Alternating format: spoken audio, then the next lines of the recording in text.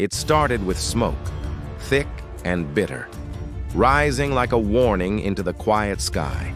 A barn, old and worn, built by hands that once held a rifle in war, engulfed in flames by men who didn't know whose land they'd stepped on, men who thought they could erase history with gasoline, but they forgot one thing. Some veterans never retire. They just wait, patient as stone, and when the fire touched his memories, he didn't run, he didn't scream, he simply stood there, watching the blaze reflect in his tired eyes, and then he made one call. Not to 911, not to the sheriff, but to a name only whispered in shadows, and what followed shook the valley. Before we dive into what happened next, I want to know something from you. Where in the world are you watching this from right now? Type your country or city in the comments. I read everyone, and you'd be surprised how many brave hearts from every corner of the globe find their way here. Now lean in, because this one's about a man they thought was just an old farmer, but they had no idea who they were messing with. The sun had barely risen over the hills of Caldera County when the first column of smoke rose into the sky. It was thick, dark, and bitter, curling into the morning air like a black scar across an otherwise peaceful dawn. Birds scattered from the treetops as the crackling of fire echoed through the empty valley. A barn was burning. Not just any barn, it was his old wood that had stood for generations. Kissed by rain and sun and war and time, now swallowed by flames, started by men who didn't care what they were igniting. To them, it was just a warning, a message, a way to say, stay out of our way. They called themselves the Fuego Sons, a cartel offshoot that had crept across the border like snakes through the grass. They had money, guns, power, but what they didn't have was history. What they didn't know was who they were messing with. On the ridge, just above the blaze, stood a man. Weathered skin, gray stubble, denim shirt stained with earth and oil. His name was Buck Callahan. To most around town, he was just the quiet guy who sold firewood and fixed fences. But to a few old souls who still remembered, Buck was a different kind of man. He had worn the uniform once, not just worn it, lived in it, carried it through jungle and desert, left parts of himself in places most Americans couldn't even pronounce. And when he came home, he didn't talk about what he did. He just bought a little land, planted some crops, built a barn with his own hands, and let the world forget him until this morning, until the fire brought the past roaring back. Buck didn't flinch, he didn't yell or run for a hose. He just watched, the way a soldier watches a battlefield, calculating, patient. And then he turned and walked back inside his cabin. The place was quiet. No television, no noise, only the ticking of a wall clock and the hum of silence. On a shelf above the fireplace sat an old radio, military issue, cold, heavy, forgotten. He picked it up with both hands, as if lifting an old friend. His thumb hovered for a moment, then pressed the single button on the side. A static buzz filled the room, then a voice crackled through, faint but steady. "Operator 2 active," Buck said softly. A pause, then a reply, "Operator 1 standing by." Outside, the fire had begun to spread to the fields. The blaze moved quickly, fueled by dry grass and anger. The Fuego Sons were long gone, their pickup trucks kicking up dust down the road.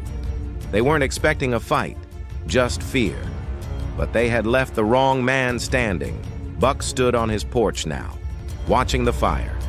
His hands didn't shake. He wasn't afraid. Not of flames, not of men, not of death. He'd seen worse. He'd lived through worse. And he knew something they didn't. He knew the cost of silence, and he knew exactly what to do next. He reached into the drawer beneath the old map of Vietnam pinned to his wall, pulled out a weathered folder. Inside were names, call signs, a map with red pins, and a photo of 6 men standing beside a Black Hawk helicopter. You couldn't see their faces clearly, but one of them had his arm around Buck's shoulder. Brothers in arms. The kind of brothers who don't forget, the kind who come when called. Even if it's been 20 years, Buck grabbed his keys and walked to the barn's edge, where the old flagpole stood untouched. The American flag still waved slowly in the heat. He raised 2 fingers in salute, not for the country, not even for the barn, but for the promise, the one they had all made. If one of us ever calls, we all answer. By the time Buck reached the edge of town, the smoke could still be seen in his rearview mirror. It trailed behind him like a memory he wasn't trying to escape. He passed familiar fields, old signs, cattle fences that had once marked safety. But there was no safety now. Not in a town where cartel trucks could cruise in at midnight and leave fire behind. He drove with one hand steady on the wheel and the other gripping that military radio like it was a lifeline. The signal buzzed again, another voice. Fainter this time. Echo 3, responding. Buck smiled for the first time that morning. One voice meant one brother. More would follow. The gas station at the edge of Route 12 hadn't changed in 20 years. Same peeling red paint, same old man behind the counter who once fought. In Korea and never really came home. Buck pulled up without a word, walked in, gave a single nod. The man behind the counter looked up slowly, his eyes narrowing as he caught the faint scent of smoke clinging to Buck's shirt. He didn't ask what happened. Didn't need to. He just walked to the back, returned holding a dusty, green ammo box, placed it gently on the counter like it was made of glass. "You sure?" the man asked quietly. Buck nodded.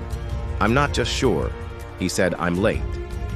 Back at the ranch, the barn had finally collapsed, a pile of ash and smoldering wood. But beneath it, something had survived, an iron lockbox buried in concrete, and inside that box, coordinates. Places Buck had marked decades ago, landing zones, blind spots, escape routes. He had once mapped the terrain of Caldera like a general plans a war, and now he pulled those maps from memory. Because war had returned by midday, 2 more voices had checked in on the radio. Echo 4 and Operator 6 men scattered across the country, one in Montana, one on a boat somewhere near Galveston. And yet, they all responded like it had been yesterday. No questions, no excuses, only this. "Where do you need us?" Buck's hands moved with precision as he cleared out the old shed. Underneath piles of tools and tarp was a steel locker inside. Gear not polished, not modern but clean, sharp, and waiting.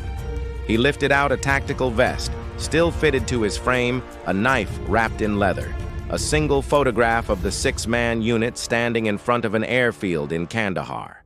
Their faces were tired even then. But alive, Buck traced the photo with his fingers. "I kept the promise," he whispered. "Now it's your turn." Nightfall came faster than expected. The stars appeared, silent witnesses to the storm building under their light.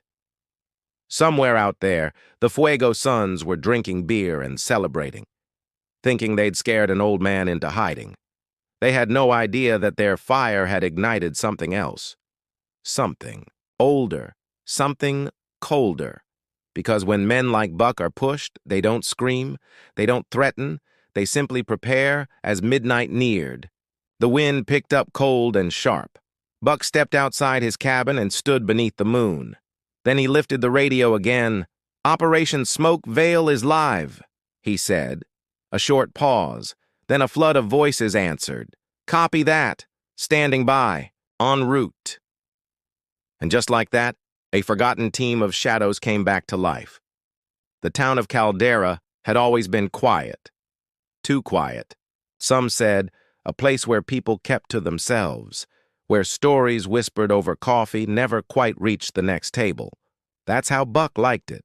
Low noise, low expectations, but beneath the surface, that town had history, and not the kind they wrote on plaques It had men like Buck men who had been somewhere seen things done things, and who now wore that silence like armor at a truck stop 30 miles out.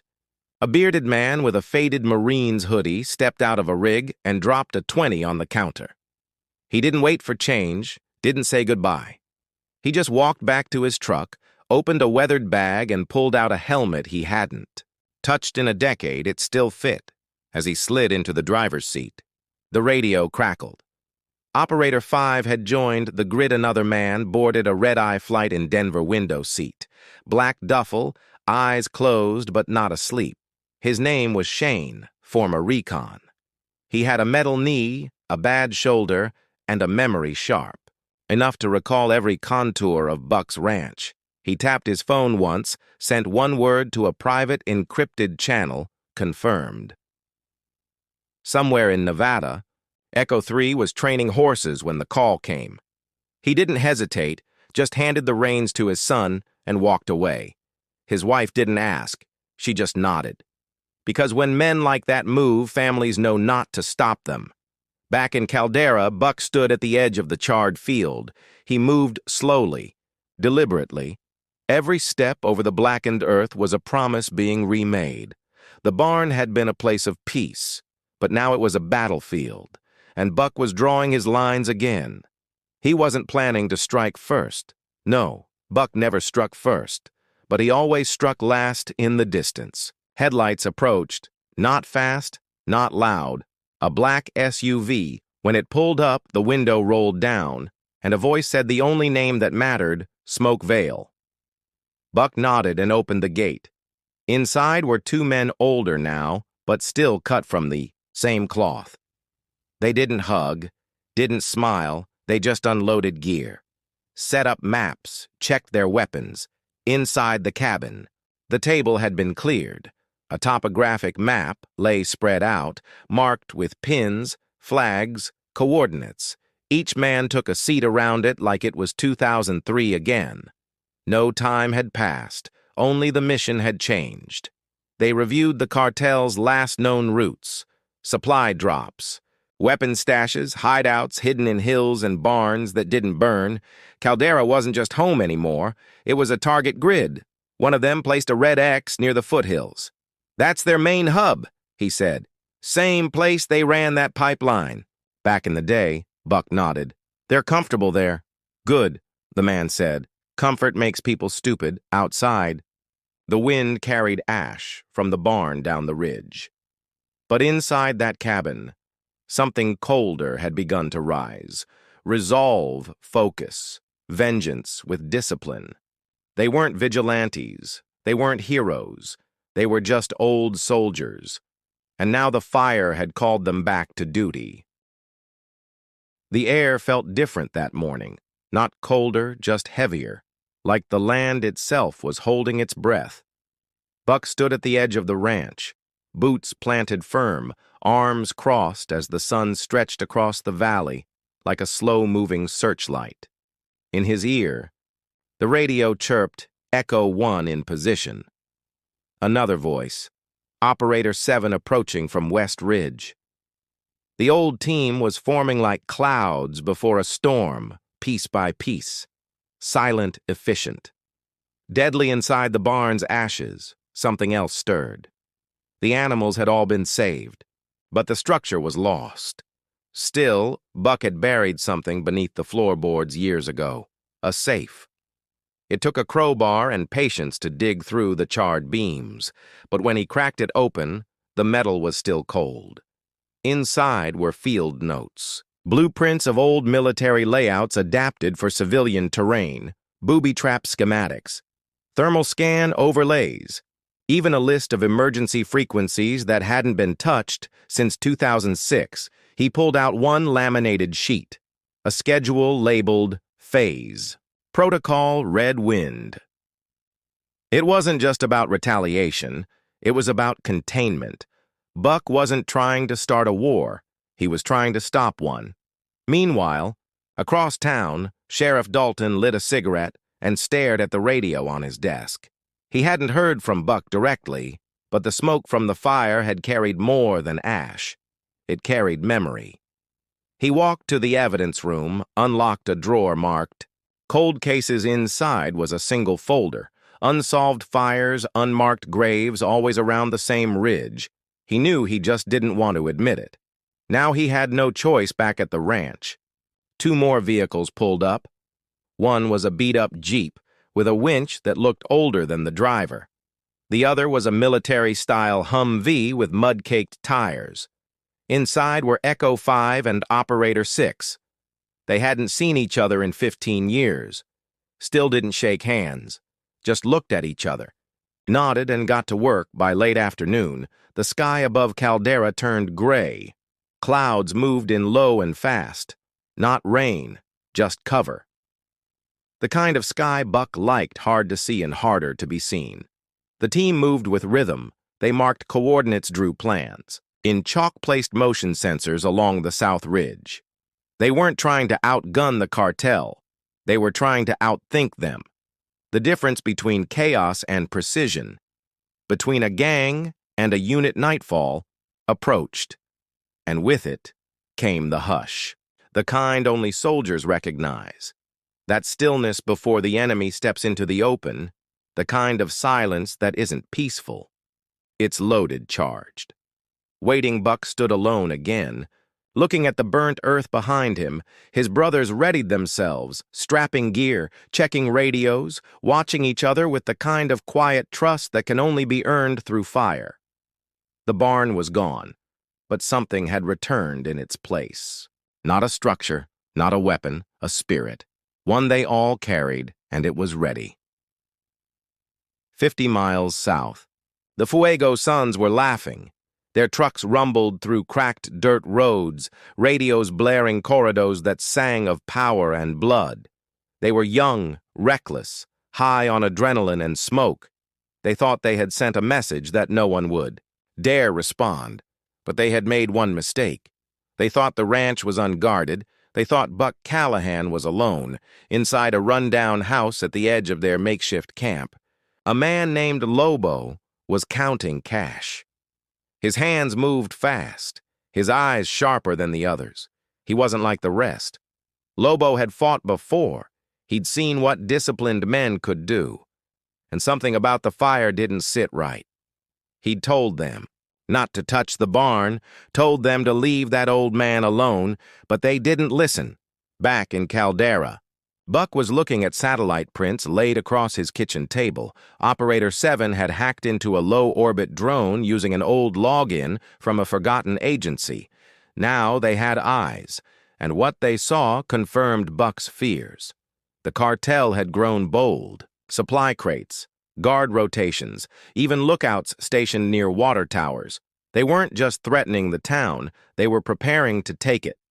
The team gathered around the screen. They didn't speak much, just pointed, marked, adjusted timelines. This wasn't revenge anymore. It was strategy. One of them moved a pin closer to the red zone. This ridge overlooks their central post. Buck nodded. Good spot for observation. Another man tapped his pen.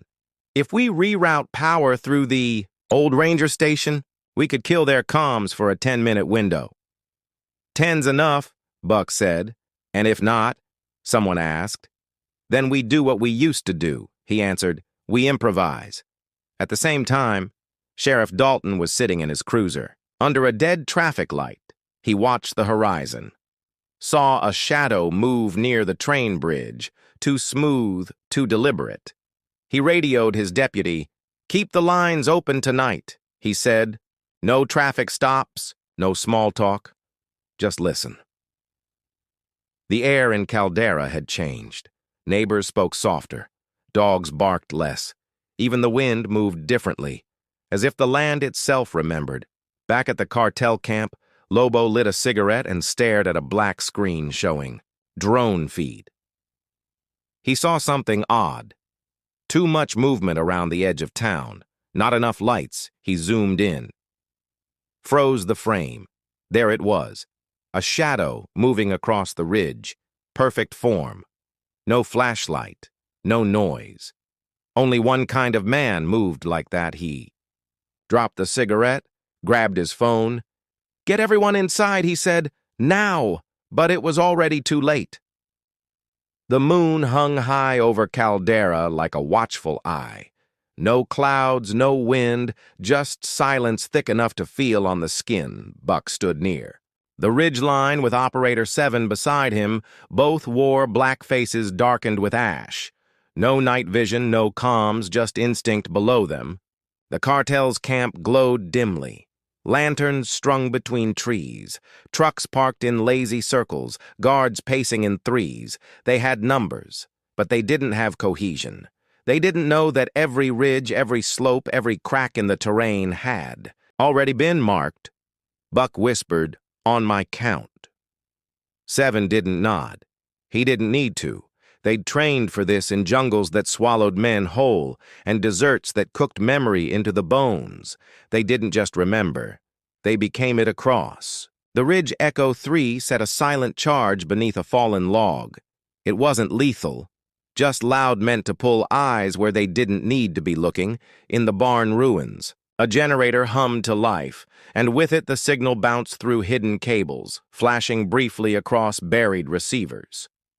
The moment it lit, Lobo knew he was in the center tent, when the hum hit his ears. A frequency he hadn't heard since Columbia. He grabbed his rifle and shouted to the guards, "Fall back! This isn't a drill, it's them!" But fear spreads fast in untrained hands, and panic is louder than wisdom. One guard fired a shot into the trees. Nothing, only shadows. Then another still. Nothing. And then the log exploded, a flash, a roar, dirt flying like fireworks. And just like that, half the camp ran in the wrong direction, from the east. Buck and 7 moved like wind, not rushing, just cutting. They slipped past the perimeter, disabled engines, sliced cables, drew lines in the dark. No one could cross. Echo. 5 dropped flares 2 hills away. The light burst against the sky like false hope. Drawing the last of the scouts toward the wrong place, and in the heart of the camp, Operator 6 stepped out of the trees like a ghost, his weapon holstered, his eyes locked on Lobo. The 2 men stared at each other across firelight. Lobo didn't raise his rifle. He just spoke, "You were dead." 6 shook his head, "Just retired." Lobo sneered, "You think this changes anything?" 6 didn't blink. It already has. From behind, Lobo Buck emerged, no weapon, only the old radio in his hand. He held it out. Let the static speak. Let the silence close in, and then the ground began to shake. A sound overhead, low at first, then growing thick rotors slicing the air like a blade. 1 helicopter, then 2, then more. The sky above, Caldera lit, up not from fire but from arrival. The helicopters didn't just arrive. They descended, like steel angels forged from fury and silence, black shadows with spinning teeth, moving with purpose, not chaos, not fear. Just focused. Lobo turned his head to the sky, eyes wide, his men frozen behind. Trees and overturned crates. One of them dropped his weapon without thinking, the weight of it crashing into the dirt with a thud, louder than the rotors. They weren't prepared for this. They weren't built for this. Cartel tactics worked against. Civilians against silence, but not against ghosts in the sky. The first chopper hovered low. Floodlights cutting across the camp like judgment, and then a voice. Calm. Mechanical. But unmistakable. "This is Smoke Vale. Drop your weapons. You will not be." Warned again, Buck didn't flinch. He stood in the middle of it all, hat-low radio still in hand, while his team took their positions without a word. Operator 6 moved left. Echo 5 flanked the southern path. Echo 3 climbed onto a crate and mounted a long scope. Each one locked into rhythm. Decades-old coordination, humming like muscle memory. Lobo shouted in Spanish, calling his men back, telling them to fall into formation. But it was too late. The fear had broken them. They weren't a unit. They were parts of a machine already falling apart. One brave soul raised his rifle, and in that instant, a red beam pinned him from the tree line. He froze, and then dropped the gun, hands high, breathing ragged. From the cabin at the ridge, Sheriff. Dalton watched it all. He'd never seen warfare. Not like this, only stories whispers, but now it was real. And it was controlled. He picked up the phone, called the governor's line, left a message he never thought he'd say: Caldera is protected. Stand down, any state response. We've got our own angels in the sky tonight. Back at the camp, Lobo backed toward the SUV, still defiant, still calculating. But Buck stepped into his path, blocking the door. He said nothing, just stared, eyes weathered by war and time and smoke. Lobo spat on the ground. You think this ends it? Buck shook his head. No, this ends you. Overhead, the lead chopper circled again, and slowly, one by one, the cartel men dropped to their knees, not from wounds, but from understanding.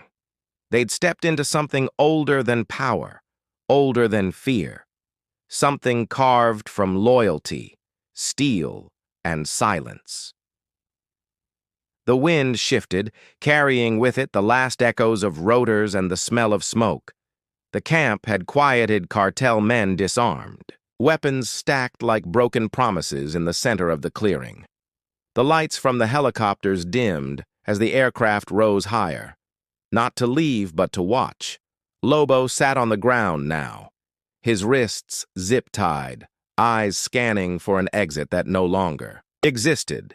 Around him, operators moved with ghost-like precision, tagging crates, photographing maps, cataloging everything the Fuego Sons had brought to this valley. Sheriff Dalton arrived minutes later, his cruiser creeping down the ridge like a man approaching, a sacred place. He stepped out slowly, hands loose, heart pounding. He looked around at the faces. Some he recognized, others he didn't. But one man he knew, clear as day. Buck turned to him, not smiling, not angry, just steady. Dalton walked closer. This, official? He asked. Buck nodded once. Long overdue, they stood together, veteran and lawman, on land that had once been written off, now reclaimed, not with speeches, but with action. Behind them, operator. 5 raised a flag. Not for show, not for politics, just for memory. He planted it in the dirt where the barn used to stand, a folded American flag from Buck's footlocker, now flying free.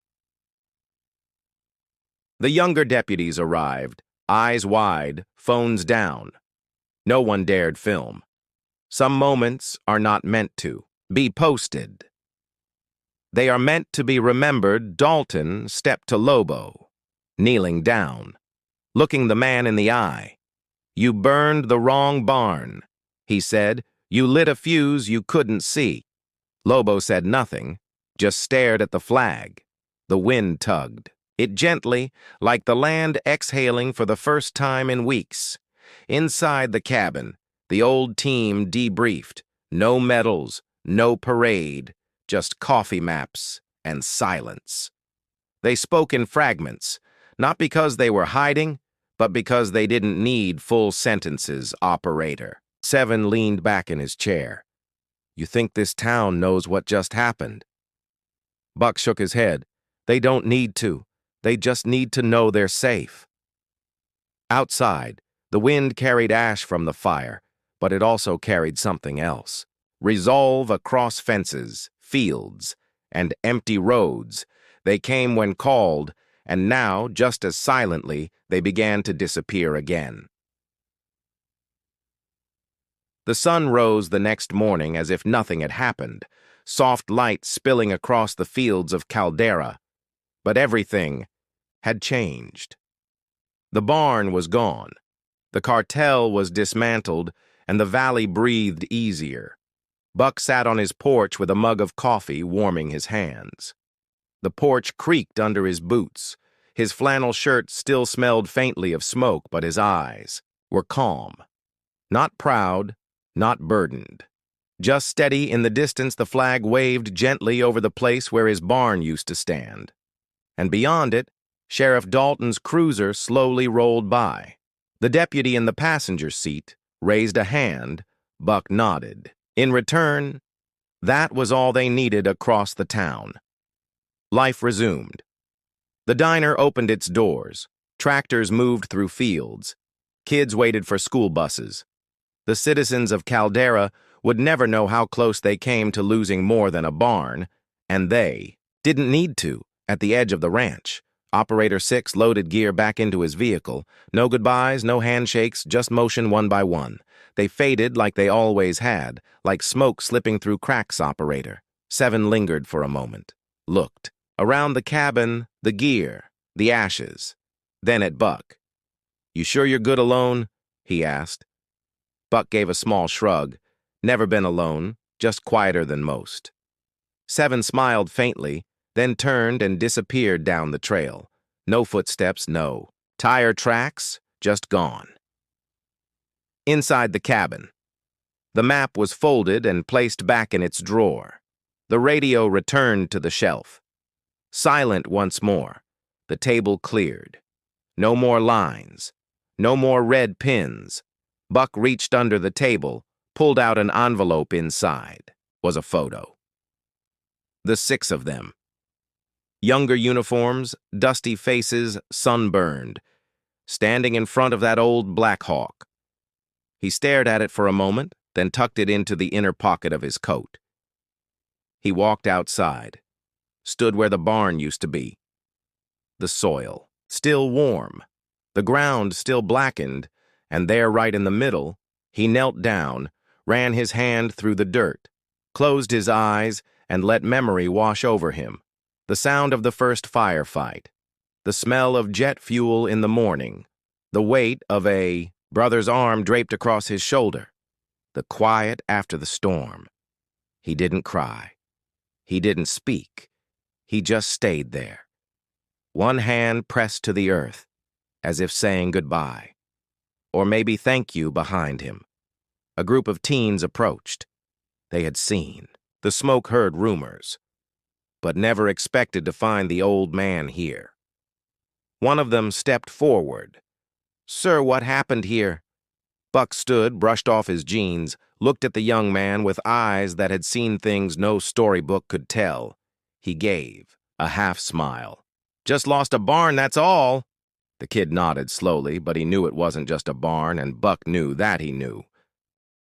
News of the fire spread through the nearby counties like wind through dry wheat. They didn't talk about helicopters, didn't mention tactical teams. The official story was lightning, a freak spark during a dry spell. The sheriff's office issued a simple statement. No casualties, minimal damage.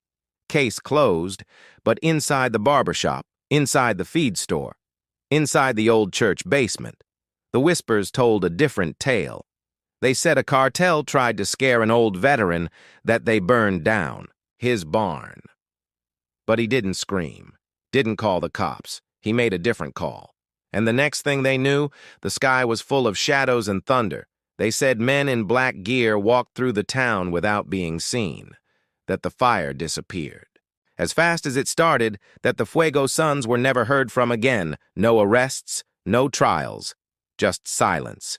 Sheriff Dalton didn't confirm, didn't deny. When asked, he'd tip his hat and say, "Caldera takes care of its own." At the diner, a new waitress named Jamie asked the cook, "Is it true?" He wiped his hands, looked out the window at the hills, and answered, "Depends on what you mean by true." Meanwhile, Buck planted wildflowers where the barn once stood, not because he was sentimental, but because the soil needed something to grow again. He didn't rebuild, didn't draw plans, didn't lay foundation. Instead, he carved a small bench out of pine, faced it toward the hills, and on the side he etched a single word. Remember? No one sat there but him. And sometimes Sheriff Dalton one day. A woman arrived mid-50s wearing a sun hat and old boots. She didn't knock, just walked to the flagpole and stood quietly. Buck stepped outside. "Can I help you?" She turned, pulled a folded letter from her pocket. "My husband, he served with you. Said if anything ever happened, I should come here." Buck took the letter, opened it slowly. Inside 3 lines handwritten in careful ink. "If this reaches you, it means I'm not coming back. Thank you for keeping the promise." Buck's jaw clenched slightly. He nodded, tucked the letter into his jacket, and said, "You want some coffee?" She smiled. "Yes, I'd like that." They sat on the porch as the wind rolled through 2 lives once. Connected by war, now bound by quiet, in town. Kids played without fear, tractors moved without watching their mirrors, and the ridge stood tall, unbothered, untouched, guarded. Even if no one could see the ones who stood watch, the world kept spinning, but something had shifted. Not the kind of shift you see, the kind you feel in the bones of the land, in the breath of a people who remember. The bench beneath the flag became a quiet landmark, not a tourist spot, not a shrine, just a place where people came when they had no one else to ask. Sometimes they brought coffee, sometimes letters, sometimes just silence. And Buck always listened, not with words but with presence, his eyes still sharp, still searching, still soft at the edges when the wind carried. The sound of children laughing through the trees one afternoon. A young man in a military recruiter's shirt stopped by. He looked nervous, kept adjusting his collar. He sat on the bench without asking, looked out at the hills, then turned to Buck. "You really fight them off?" he asked Buck. Leaned back, stretched his legs, and answered slowly, "I didn't fight anyone, I just reminded them they weren't welcome." The kid blinked. "But how'd you do it?" Buck looked down at the soil ran, his fingers along a crack in the wood beneath his seat. "Same way we always have with each other." The kid nodded, didn't fully understand, but something in him shifted.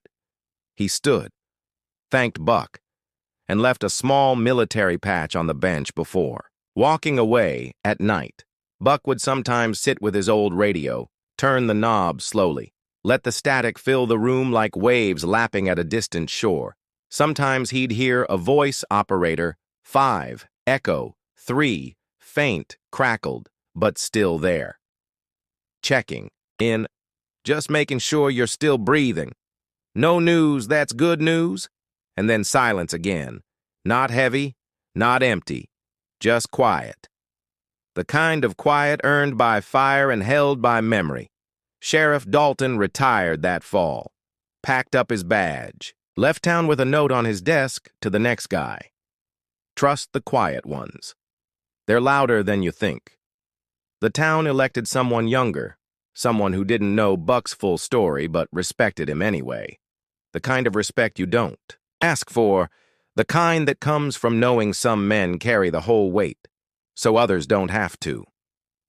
In the spring, wildflowers bloomed where the barn had once stood, bright red and gold and violet. Even the birds came back, as if drawn to the warmth. That had returned. No sign of the cartel remained, their trucks gone, their flags buried, their names forgotten. But the memory of that night, when the sky thundered and shadows moved with purpose, it stayed. In stories whispered around fire pits, in glances, exchanged between the old-timers, in the silence that followed the wind. Sometimes late at night, a kid would swear he saw lights in the sky, a shape moving too fast, too quiet, and always someone older would just nod and say, "Some things don't leave, they just wait." The years passed gently, not like a rushing river but like falling leaves, one season after another, each one layering memories upon the land. Buck got slower, not weaker, just more deliberate. His walks to the bench took longer, his coffee cooled faster, but his eyes still sharp, still full of horizon. The cabin grew quieter. No radio buzz, no visitors for weeks at a time, and Buck didn't mind. He'd never asked for company, only purpose. And the land had given him plenty, then one. Evening. As the sky turned the color of old photographs, a knock came to the door. Soft, not urgent. Buck opened it slowly. A young woman stood there, holding a toddler on her hip, her eyes searching, kind but uncertain. "Are you Mr. Callahan?" she asked. Buck nodded. "Depends who's asking." She smiled gently. "I'm Laura. My grandfather served with you.